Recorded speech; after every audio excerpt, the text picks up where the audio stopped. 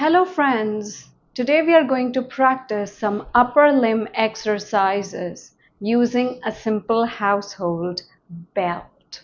So this is really beneficial in neurorehabilitation, specifically if one side of your body, like one side of your upper limb is weak, just like in stroke, or overall there is a weakness in the body like it happens in Parkinson's disease, it could be in traumatic brain injury and so on. Exercise number 1. Try to hold the belt in both the edges. So even if you have tightness in your hand, you can still grab the belt easily. It is a soft material to hold. And once you bring that forward, try to extend it as far as you can. Then bring it close together. Extend again and then hold. 1, 2, 3, 4, 5. And back. The second exercise is behind your back. So try to use your stronger hand to wrap the belt behind your shoulders. Extend your arms as much as possible and then try to pull it with each side. Even if your weaker side is pulling less, it's okay. This gives a practice for your wrist, elbow, and shoulder. And you can provide a hold at the end. 1, 2, 3, 4, 5.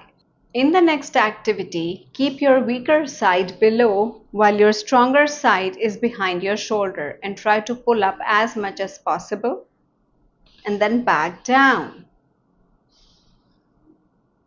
1, 2, 3, 4, 5. Exercise number 4. Wrap your belt around either a handle or against a cloth and try to pull it with each side so that you get both flexion and extension of your elbow. So once you pull, 1, 2, 3, 4, 5 and back. 1, 2, 3, 4, 5. Exercise number 5, the rotations of your arm. So for the rotations, keep the belt in handy and then try to move it behind your head. Stretch it as much as possible and then turn it and bring it back down so that it allows the rotation of your arm as well as wrist movement. For the next exercise, try to use your weak hand to hold the belt as tight as possible and try to pull it with your stronger hand so that you can apply as much pressure as possible and see if your weaker hand is able to stop the belt from slipping or not. Let's try again.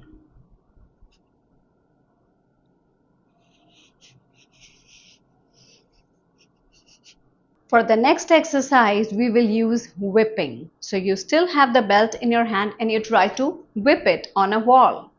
1, 2, 3, 4, 5. This improves both your abductor strength and your extensor strength. And you can try it with both hands. 1, 2, 3, 4, and 5. And the last exercise is for your hand. So you simply have to keep pushing the belt forward because in this, if you can see, your thumb has to work. So try to keep moving it forward till only the edge of the belt is in your hand and stop. And then try it with the other hand for the pulling action.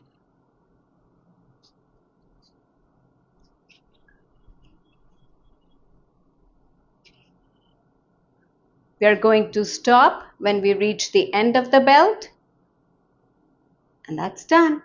So we also work on not letting the belt slip from your hand. The benefit of doing these belt-based exercises is not only to improve your upper limb strength and coordination but also for gaining sensory experience. depending on the material of the belt that you are using. I always emphasize that sensory experience makes a lot of difference, so you can always try these activities once practiced with blindfold.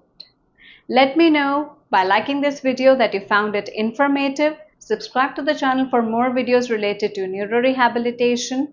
Add any queries or suggestions in the comments below. Ring the bell icon for notifications when my videos are out, and we'll meet again soon.